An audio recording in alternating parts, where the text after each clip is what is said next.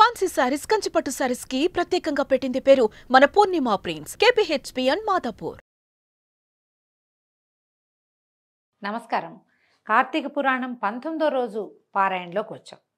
నారద మహర్షి పృథుభూపాలుడికి కార్తీక వ్రత నియమాలను గురించి చెప్తున్నాడు.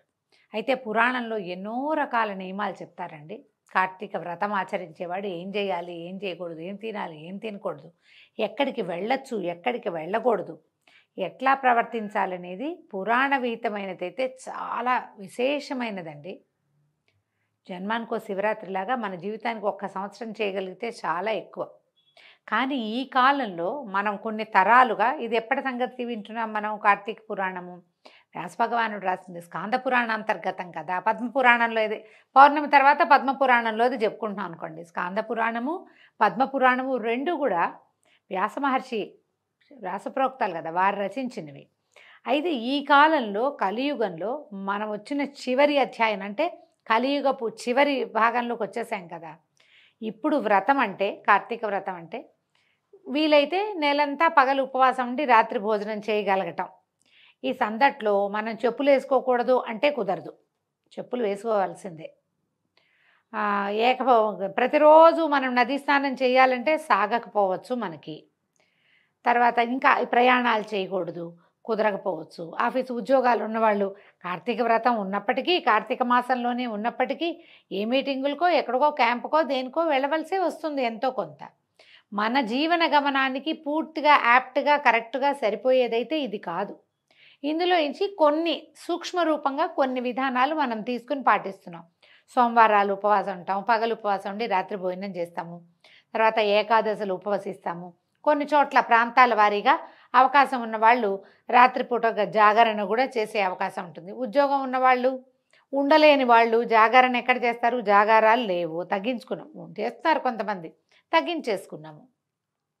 మర్నాడు ఖచ్చితంగా ద్వాదశి నాడు బ్రాహ్మణ భోజనం, ఎవరికైనా బ్రాహ్మణుడికి భోజనం పెట్టే భోజనం చేయాలి. అది సాధారణంగా కుదరదు, వెతుక్కోవాలి.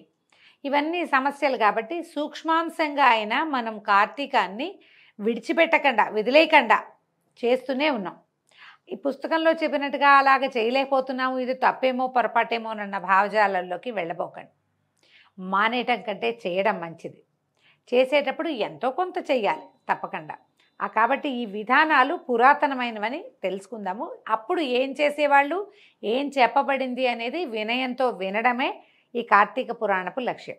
సరే చూద్దాం ఇప్పుడు ఏం చెప్తున్నారు. కార్తీక వ్రతస్థులకు నియమాలు చెప్తున్నారు. ఈ వ్రతస్థుడు మాంసము, తేనె, రేగుపళ్ళు, నల్లావాలు, ఉన్మాదకాలని భుజించకూడదు. మనం ఇప్పుడు ఉపవాసం అనగానే నీళ్ళల్లో తేనె వేసుకుని తాగండి, కొంచెం షుగర్స్ అందుతాయి అని చెప్తున్నామండి. ఇందులో మాత్రం తినకూడదని చెప్తారు. ఈ ఉన్మాదకాలు అంటే కొంతమందికి చూడండి, మనం పాన్పరాగ్ లాంటివి నోట్లో వేసుకుంటే ఒక శాంతంగా ఉంటుంది, అలాంటివి వేసుకుని అవి ఇప్పుడు తీసుకోకూడదు. అంటే మనల్ని ప్యాసిఫై చేసేవేవి పుచ్చుకోకూడదు అన్నమాట. తర్వాత పరాన్న భుక్తి, వేరే వాళ్ళ ఇంట్లో భోజనం చేయకూడదు ఖచ్చితంగా. తర్వాత పరద్రోహము, పక్కవాడిని ఎవరికి ద్రోహం చేయకూడదు.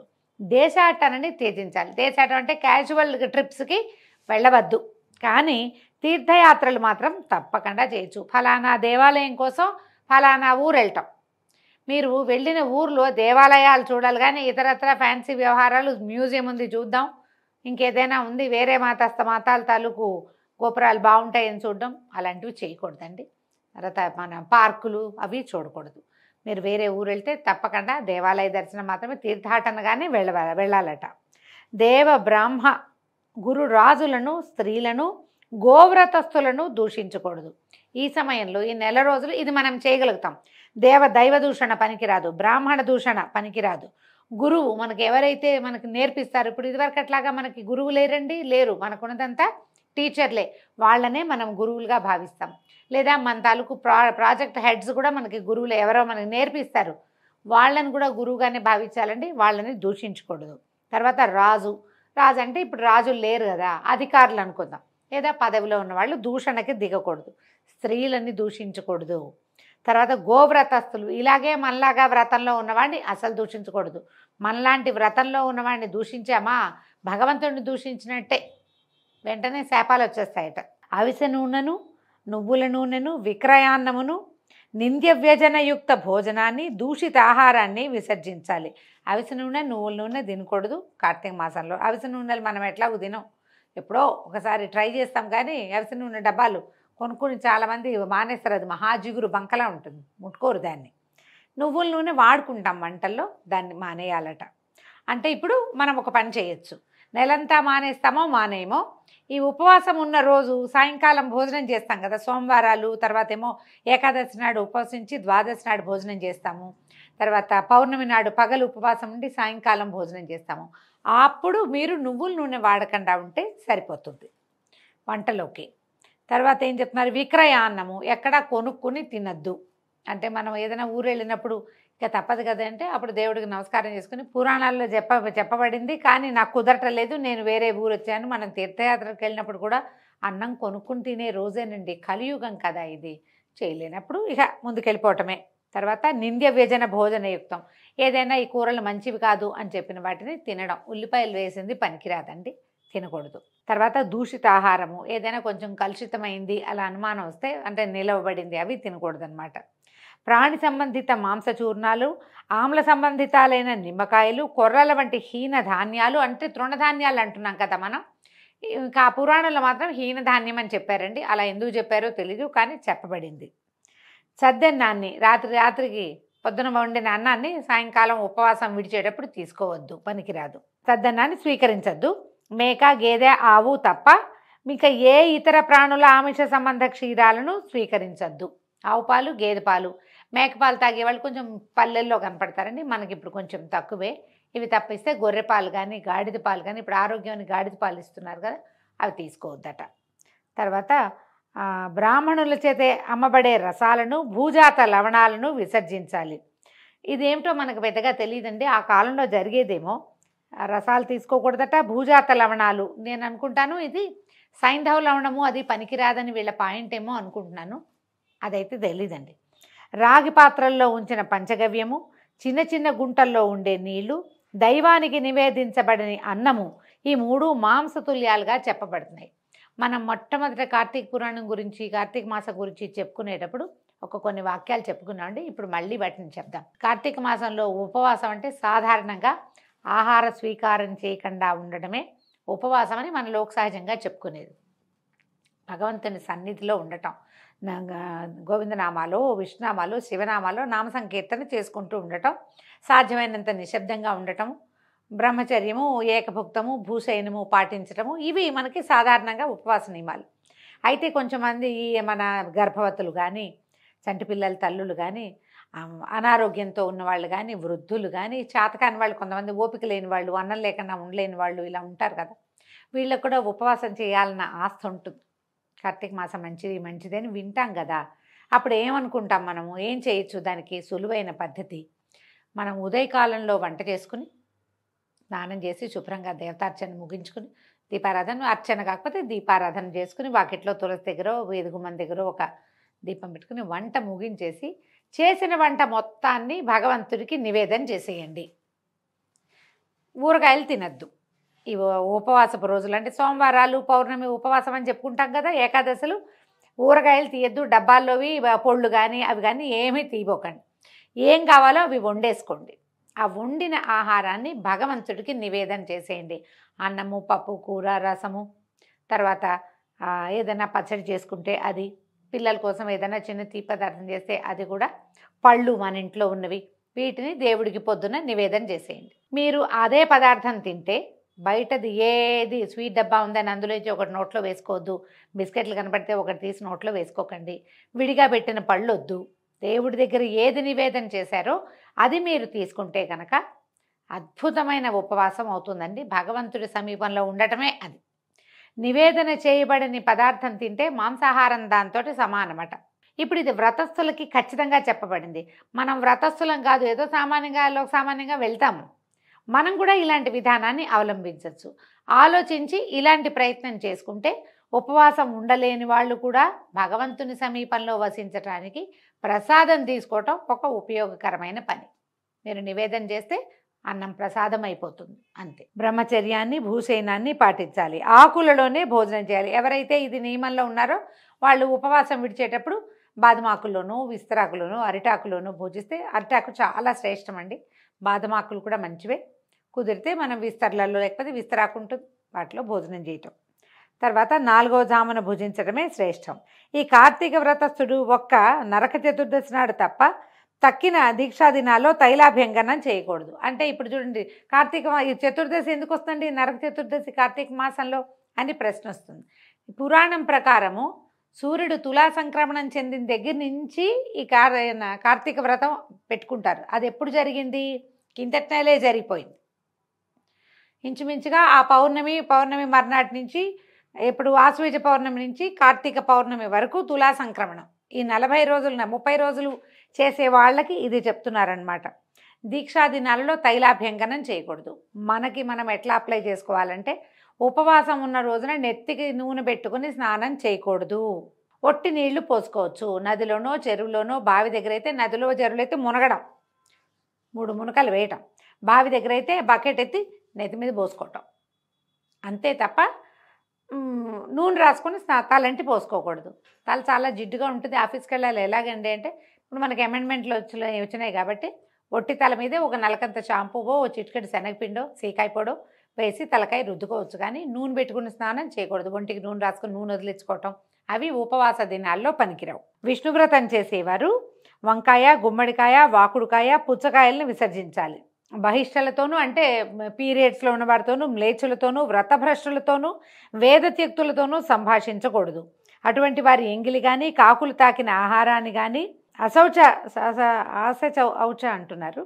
అశౌచ సంబంధిత ఆహారం అంటే ఎక్కడైనా బాగుండని చోట్ల పెట్టిన పదార్థాన్ని తీసుకోవద్దు. తన శక్తి కొలది విష్ణుప్రీతికై కృచ్రాదులను చేయాలి. గుమ్మడి, వాకుడు, సురుగుడు, ముల్లంగి, మారేడు, ఉసిరిక, పుచ్చ, కొబ్బరికాయ, ఆనప, చేదు పొట్ల, రేగు, వంకాయ, ఉల్లి వీటిని పాడ్యమి ఆదిగా పరిత్యజించాలి. కార్తీక మాసంలో కూడా ఉసిరికాయని తినకూడదు.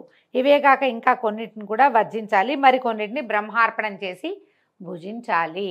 ఇప్పుడు మనకు అనుమానం వస్తుంది, మనం ఇప్పుడు కార్తీకంలో ఉసిరికాయ దానం చేస్తాం, ఉసిరికాయ తినాలంటారు కదండి. అంటే ఉసిరికాయ బ్రహ్మార్పణం చేసిన ఉసిరికాయ పనికొస్తుంది. అందుకని ఏం చేస్తాం, పచ్చడి చేసి స్వామికి నివేదన చేసి తీసుకోవచ్చు.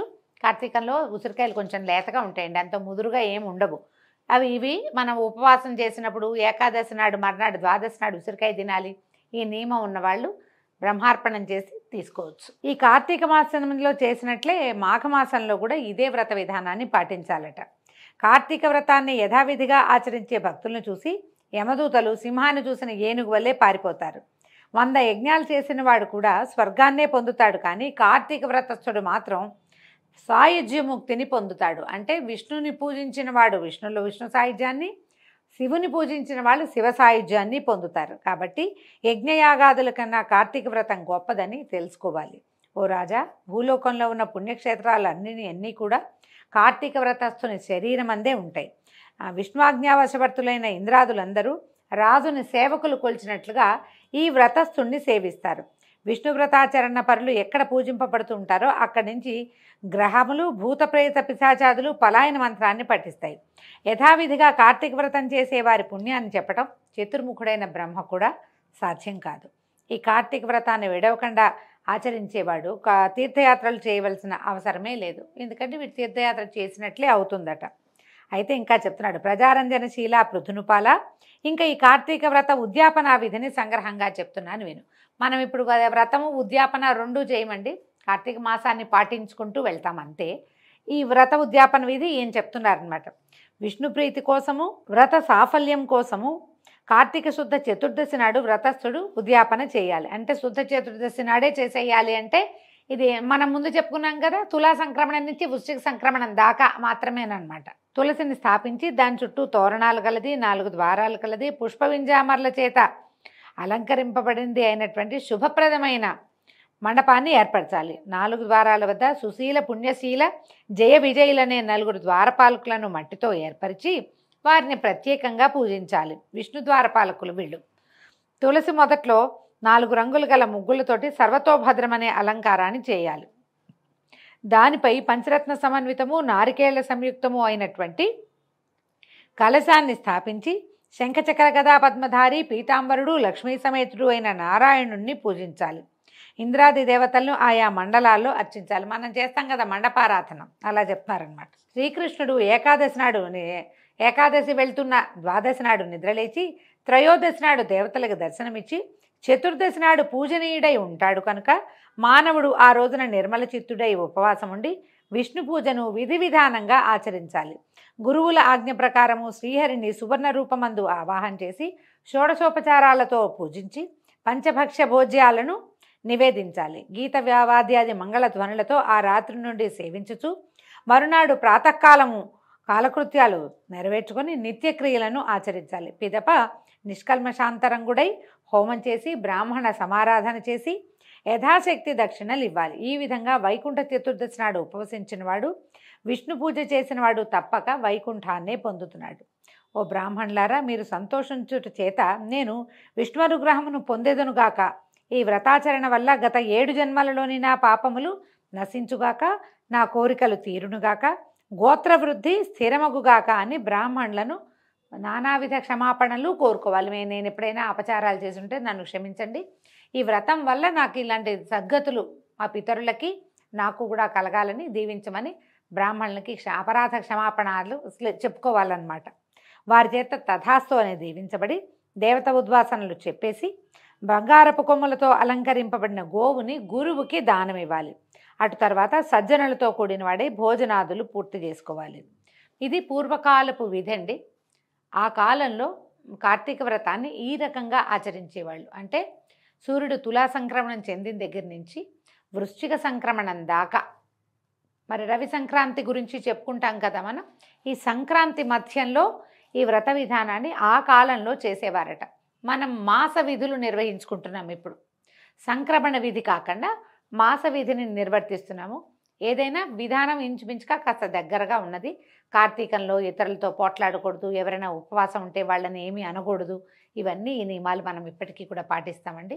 చాలా విశేషమైన సంగతులు తెలుసుకున్నాం కదా. ఈ రోజుతోటి పారాయణ సమాప్తం అయిందండి. రేపు ఉదయం 20వ రోజు పారాయణతో మళ్ళీ కలుసుకుందాం. నమస్కారం.